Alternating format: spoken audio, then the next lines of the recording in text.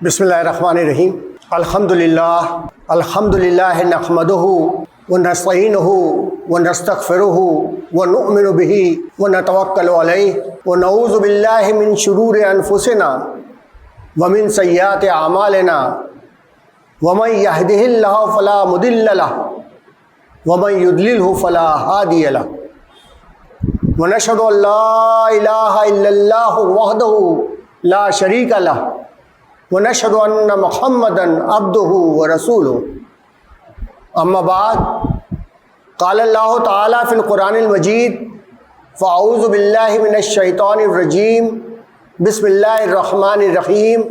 इन्नल लज़ीना क़ालू रब्बुनल्लाहु सुम्मा इस्तक़ामू ततनज़्ज़लु अलैहिमुल मलाइका अल्ला तख़ाफ़ू व ला तहज़नू वब्शिरू बिल जन्नतिल्लती कुंतुम तुअदून। सदक़ल्लाहुल अलीयुल अज़ीम।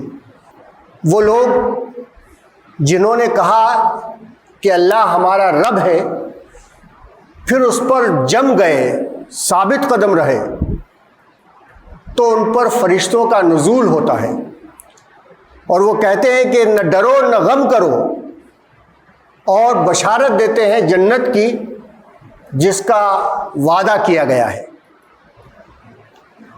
मोहतरम मुसल्लियान किराम, अस्सलामु अलैकुम वरहमतुल्लाहि वबरकातुहू। अल्लाह ताला का शुक्र एहसान है कि अल्लाह ताला ने फिर हमें जुमे का ये मुबारक दिन अता फ़रमाया, ये ज़िंदगी अता की कि हम इस मुबारक दिन अल्लाह के घर में जमा होकर अल्लाह की याद के लिए और उसके नमाज के लिए यहाँ जमा हो सकें। मोहतरम हज़रात, अभी मैंने कुरान करीम की एक छोटी सी आयत आपके सामने सूरह हम्मीम सजदा की पढ़ी, जिसमें ये बात कही गई है कि जो लोग अल्लाह को अपना रब मान लेते हैं, उस पर जम जाते हैं, उन पर फरिश्तों का नुज़ूल होता है। वो फरिश्ते उन्हें खुशखबरी सुनाते हैं और ये बात कहते हैं कि न गम करो न डरो, अल्लाह तुम्हारे साथ है। मोहतरम हज़रात, सुफियान बिन अब्दुल्ला रज़ियल्लाहु ताला अन्हु एक सहाबी हैं, फरमाते हैं कि मैंने आप सल्लल्लाहु अलैहि वसल्लम की खिदमत में अर्ज़ किया कि अल्लाह के रसूल, मुझे कोई ऐसी जामे बात, एक ऐसी बेहतरीन बात बता दीजिए कि मुझे उसके बाद किसी और से कुछ पूछने की ज़रूरत न रहे। आपने फरमाया कि कहो मैं अल्लाह पर ईमान लाया और फिर उस पर जम जाओ। तो ये जम जाना ये बड़ी अहम खूबी है कि जो किसी इंसान की हो सकती है। अल्लाह पर ईमान ले आना, अल्लाह को मान लेना, अल्लाह के सामने अपने आप को सरेंडर कर देना, डाल देना, और फिर साबित कदमी के साथ अपने इस दावे पर कायम हो जाना, यही है जो ईमान की मजबूती की दलील है, जो इंसानियत की मजबूती की दलील है।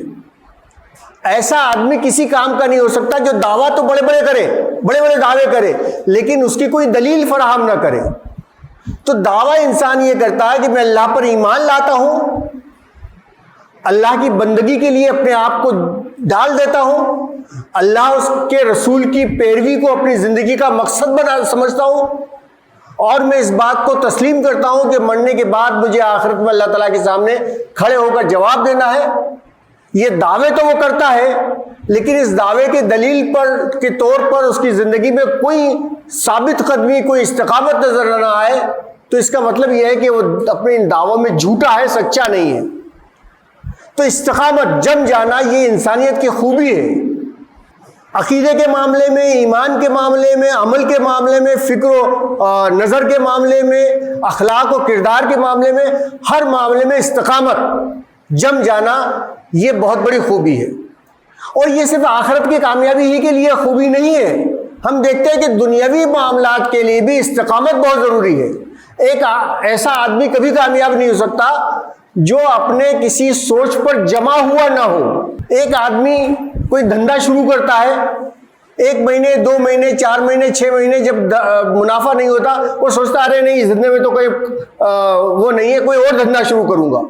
और फिर कोई और धंधा शुरू करता है, 2 महीने, 4 महीने, 6 महीने, उससे भी उगता जाता है, कहता है नहीं इसमें भी कोई फायदा नहीं, मैं तो तीसरा धंधा शुरू करूंगा।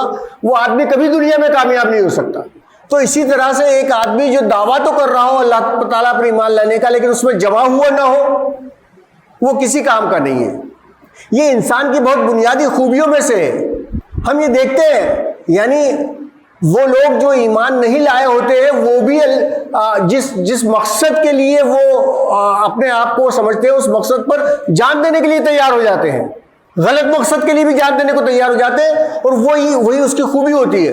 ابو جہل کے بارے میں آتا ہے کہ جب جنگ بدر میں اس کو مارا جا رہا تھا، 2 نوجوان بچے اس کو مار رہے تھے، تو ابو جہل کا ایک جملہ تاریخ میں نقل کیا گیا ہے، اس نے کہا میرا سر ذرا نیچے سے کاٹنا کہ لگے کہ سردار کا سر ہے۔ یہ کہنا چاہیے ٹیک ہے جو آدمی چھوڑتا نہیں ہے، اور یہی اس کی خوبی ہوتی ہے۔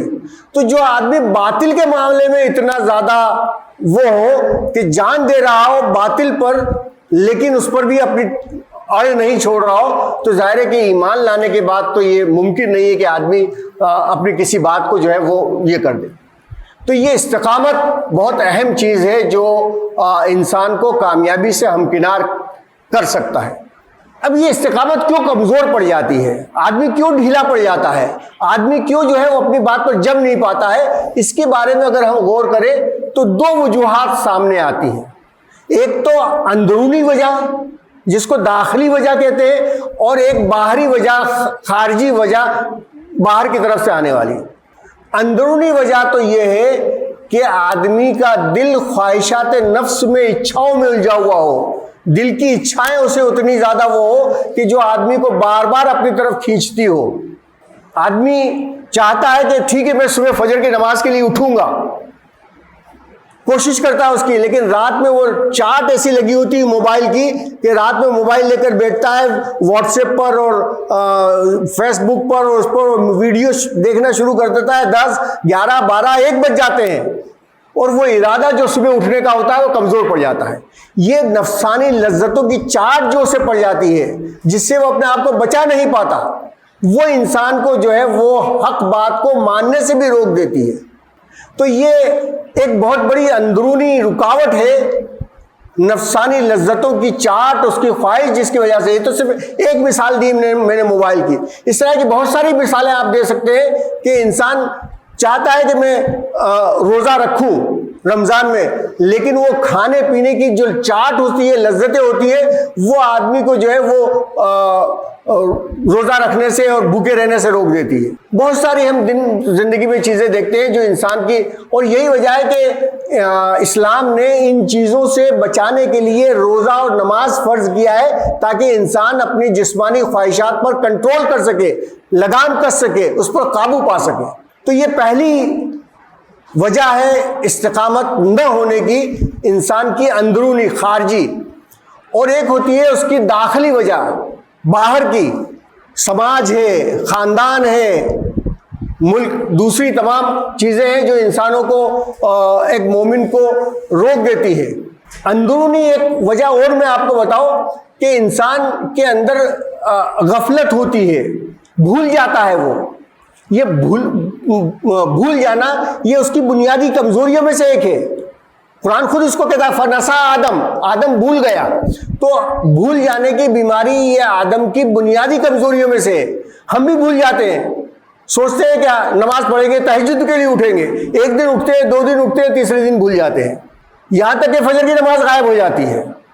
ہم سوچتے ہیں 5 وقت نماز جو ہے وہ جماعت کے ساتھ پڑھیں گے، 1 دن 2 دن 3 دن، اور دھیرے دھیرے آدمی جو ہے وہ غفلت میں پڑ جاتا ہے، دنیا کی دوسری خواہشات اس پر لاگو ہو جاتی ہیں، دوسری چیزیں اس کو مرغوب ہو جاتی ہیں، اور وہ آدمی جو ہے رک جاتا ہے۔ تو یہ اندرونی خرابی ہے جس کی وجہ سے استقامت سے دور ہو جاتا ہے۔ اور باہری خرابیوں کا جیسا میں نے ذکر کیا کہ سماج روک دیتا ہے، خاندان روک دیتا ہے، آدمی اپنے بیوی بچوں کی وجہ سے جو ہے وہ نیک کاموں سے اور اس سے رک جاتا ہے۔ بہت ساری خرابیاں جو ہے اس کی وجہ سے ہو جاتی ہیں، اور بڑی یعنی ایمانداری کے ساتھ وہ سوچتا ہے نہیں ذرا میرے بچوں اور بیوی کو تھوڑا سا اچھا زندگی دے دوں میں، اور اس اچھی زندگی دینے میں وہ اپنی عاقبت کو، اپنی آخرت کو خراب کرنے کے لیے تیار ہو جاتا ہے۔ تو یہ اندرونی اور باہری خرابیاں ہیں جو آدمی کو استقامت سے روک دیتی ہے۔ اب ہم دیکھیں کہ استقامت کن چیزوں میں چاہیے، کن چیزوں میں استقامت؟ تو سب سے پہلی استقامت ہے عقیدے کے معاملے میں، ایمان کے معاملے میں، عقائد اور انسان کی جو سوچ و فکر ہے اس کے معاملے میں۔ اس کے معاملے میں اگر ذرا سے کمزوری ہو تو آدمی کسی کام کا نہیں رہتا۔ توحید کے معاملے میں، رسالت کے معاملے میں، آخرت کے معاملے میں، اس کے معاملے میں اگر ذرا سے بھی کمزوری، ذرا سے بھی ڈھیل اس کے اندر زندگی میں آئی تو وہ ناکامی کا شکار ہو جائے گا۔ ہم دیکھتے ہیں صحابہ کرام کی زندگی میں کہ کس طرح سے انہوں نے عقیدے کے لیے کتنی استقامت کا ثبوت دیا۔ حضرت خباب بن ارت رضی اللہ عنہ کے بارے میں آتے ہیں کہ ان کو جلتے ہوئے انگاروں پر لٹایا جاتا تھا، یہاں تک کہ انگاروں کی وجہ سے چربی پگھلتی تھی اور چربی کی پگھلنے کی وجہ سے انگارے بجھ جایا کرتے تھے۔ ان کی پوری پیٹھ جو ہے وہ سفید داغوں سے بھری ہوئی تھی، لیکن کبھی انہوں نے توحید کے نام پر سمجھوتا نہیں کیا۔ تو یہ ہے استقامت عقیدے کے معاملے میں، کہ چاہے کیسے ہی سخت حالات کیوں نہ ہو، چاہے کیسا ہی معاملہ کیوں نہ ہو، اس معاملے میں یہ ہے کہ انسان کو یہ چھوٹ دی گئی ہے کہ اگر آدمی کی جان پر بنا ہے تو کلمہ کفر کہہ دینے کے لیے اس کو اجازت ہے۔ لیکن ہم دیکھتے ہیں صحابہ کے واقعات میں، صحابہ کے بعد کے دور کے واقعات میں، کہ لوگوں نے اپنی جانیں دے دی لیکن کبھی کلمہ کفر زبان پر لانے کی ہمت نہیں کی۔ ایک بادشاہ کے دربار میں جب قتل کیا جا رہا تھا ایک مومن کو، تو دیکھا تو اس کا خون بہت زیادہ نکلا۔ بادشاہ نے پوچھا کہ کیا وجہ ہے، اتنا خون کیوں نکلا؟ تو حکیم نے بتایا کہ اتنا خون اس وجہ سے نکلا کہ یہ جب مارا جا رہا تھا، شہید کیا جا رہا تھا، تب اتنا مطمئن تھا کہ جیسے آدمی اپنے بیڈ روم میں سو رہا ہو، اور جب آدمی مطمئن ہوتا ہے تو اس کی ساری نسیں کھلی ہوتی ہیں، اور ساری نسیں کھلی ہونے کی وجہ سے اتنا خون اس کا نکلا۔ تو یہ ہے استقامت، کہ آدمی قتل ہو رہا ہے، شہید ہو رہا ہے، جان دے رہا ہے، لیکن اتنے اطمینان کے ساتھ کہ میں تو کامیاب ہو گیا، میں جس کام کے لیے میں نے اپنی زندگی وہ کی تھی وہ زندگی کامیاب ہو گئی۔ تو عقیدے کے معاملے میں استقامت بہت ضروری ہے۔ عقیدے کے معاملے میں اگر ذرا سی بھی کمزوری کا کسی نے مظاہرہ کیا تو سمجھیے کہ اس کی زندگی اور اس کی عاقبت خطرے میں ہے۔ دوسرا، عبادات کے معاملے میں استقامت۔ میں نے جیسا کہا، آج ہمارا حال یہ ہے کہ کچھ دنوں نماز کے لیے ہم بڑی پابندی کے ساتھ وہ کرتے ہیں، اور پھر کچھ دنوں کے بعد غائب۔ جماعت تو چھوٹتی ہے، نمازیں چھوٹ جاتی ہے، قضا ہوتی ہے، اور قضا بھی پڑھنے کا خیال بھی نہیں آتا، اور وہ نمازیں یوں ہی چلی جاتی ہیں۔ تو اسلام جو ہے اس بات کو، کوانٹیٹی کو پسند نہیں کرتا کہ بہت نمازیں پڑھی جائیں، بہت روزے رکھے جائیں۔ اسلام پسند کرتا ہے استقامت کو، جو بھی کیا جائے کنسسٹنٹلی کیا جائے، مضبوطی کے ساتھ کیا جائے، بار بار کیا جائے، چاہے کم ہو۔ اسلام نہیں چاہتا کہ آدمی رات رات بھر جاگ کر نوافل پڑھتا رہے۔ اسلام یہ چاہتا ہے کہ ٹھیک ہے، اگر 2 رکعت وہ نماز پڑھنے کا اس نے ارادہ کیا ہے رات کو، تو روزانہ پڑھے، وہ کوئی دن ناغا نہ ہو۔ 5 وقت فرض کی نماز جو ہے وہ جماعت کے ساتھ مسجد میں آئے۔ یہ استقامت عبادات کے معاملے میں۔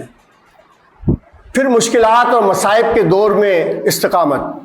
آج ہماری حالت یہ ہے کہ ذرا سی مشکلیں آتی ہیں، ذرا سی پریشانی آ جاتی ہے تو مایوس ہو جاتے ہیں۔ ذرا گھر میں کوئی بیمار ہو گیا، آدمی کی اپنی ذات میں کوئی تکلیف آ گئی، بچہ بیمار ہو گیا، گھر میں تجارت میں کہیں نقصان ہو گیا، گھر میں اور کوئی نقصان ہو گیا، آدمی مایوس اور پریشان ہو جاتا ہے، اور اس پریشانی کے عالم میں پتہ نہیں کہاں کہاں دوڑنے لگتا ہے، کہاں کہاں جا کر اپنا سر ٹیکنے لگتا ہے، یہاں تک کہ کفریہ کلمات بولنے لگتا ہے، یہاں تک کہ وہ اپنی جان دینے پر آمادہ ہو جاتا ہے، خودکشی پر آمادہ ہو جاتا ہے۔ ایسے وقت میں یہ جانچا جاتا ہے کہ کون ہے جو اللہ پر ایمان رکھنے والا ہے۔ تکلیف و مصیبتوں کے عالم میں چاہے کتنی سخت حالات کیوں نہ ہو، حالات بدلنے والا اللہ ہی ہے، اس بات کا پورا یقین اس کو ہو کہ چاہے کتنے سخت حالات ہو، چاہے ہماری تجارت میں نقصان ہو، چاہے ہمارے گھروں کو بلڈوز کیا جا رہا ہو، لیکن اللہ پر ایمان اس کا مضبوط ہو۔